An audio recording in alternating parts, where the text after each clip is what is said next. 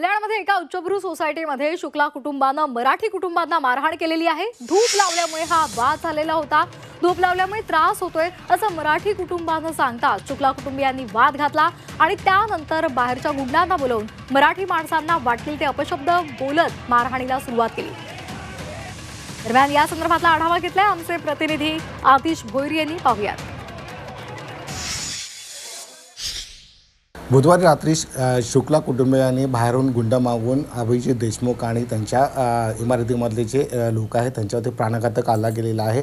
अभिजित देशमुख यांना सायन येथे रुग्णालयामध्ये ठेवण्यात आलेलं, मात्र आज सकाळीच जे अभिजित देशमुख आहे त्यांना कल्याणच्या रुग्णालयामध्ये दाखल करण्यात आलेलं आहे। त्यांची प्रकृती जी आहे ती सुधारत आहे, त्यामुळे कल्याणमध्ये आता त्यांना देण्यात आले। मात्र 36 तास उलटून सुद्धा अजूनपर्यंत जे पोलीस आहेत ते पोलिसांनी अद्याप त्यांची जबानी देखील घेतली नाही आहे। आपण जे देशमुख आहेत त्यांच्याशीच विचारूया। दादा, काय हा प्रकार झालेला आहे आणि पोलीस आलेली होती का? परवा रात्री कवळीकट्टे फॅमिली आणि शुक्ला फॅमिली यांची वादावाद झाली होती धूप पेटवण्यावरून।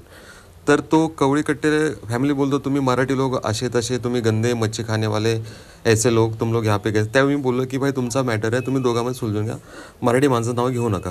मग तो मला बोलला की तू कोण मला मध्ये सांगणार, तुमको पता है मैं कौन हूँ, मंत्रालय में काम करता हूँ, मैं 1 घंटे में पूरी बिल्डिंग खाली कर सकता हूँ। मग ते वादावाद झाली, सगळे मिटलं वगैरे। नंतर अर्ध्या तासाने मला बाहेर असा आवाज आला की मारामारीचा, म्हणून मी दरवाजा ओपन केला तर त्यांनी गुंड 10-15 पोरं होती, त्यांनी गुंड बोलून कवळीकट्टे फॅमिलीला मारायला सुरुवात केली होती। त्यामुळे मी मध्ये गेलो तर त्यांनी माझ्यावरती शस्त्रधार असं विपणनी हल्ला केला। इथे 10-12 मला टाके पडले, रक्त बंबाळ झालो, प्लस कवळीकट्टे फॅमिलीला त्यांनी मारहाण केली आणि बस ते दहशत त्यांनी पसरवली। तिथून पुढे आमची फॅमिली आणि माझे सर्व मित्रपरिवार आम्ही पोलीस स्टेशनला गेलो खडकपाडा।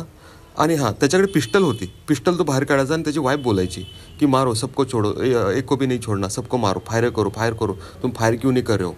तसं त्यांचं दोघं म्हणजे त्यांनी ऑलरेडी प्लॅन केलं होतं, ते गुंड लोक बोलवली होती, ऑलरेडी त्यांनी प्लॅन केला होता कोणाला मारायचं कसं मारायचं प्लॅन केलं। नंतर आम्ही इथून खडकपाडा पोलीस स्टेशनला गेलो, तिथून आम्हाला 5 वाजेपर्यंत सकाळी पहाटेपर्यंत बसवलं, त्यांनी काही दखल नाही घेतली।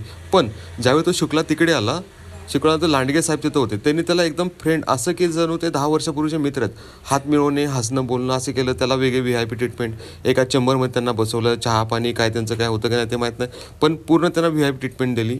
तर असं त्याचं आम्हाला जाणवलं की ते लांडगे साहेब पूर्ण त्यांनी मॅनेज केलेले आहेत, त्यांना पाठीमागून फोन येतो आहे, त्याच्या पाठीमागं मोठा व्यक्ती कोणतरी आहे, त्यांच्यावरती पूर्ण कारवाई झाली। आणि जे मुलं आली होती, ते गुंड आले होते 10-15, त्यांच्यावरती फुल कारवाई, हाफ मर्डरची केस लागली पाहिजे, शुक्लावरती हाफ मर्डरची केस लागली पाहिजे। आणि तो माजवतो ना लाल दिवा, तो पिवळ्या दिव्याच्या गाडीमधून फिरतो, तो पिवळ्याच्या फिरवत असताना तो सगळ्यांना दशे दाखवतो की मी मोठा कोणतरी क्लास 1 ऑफिसर आहे।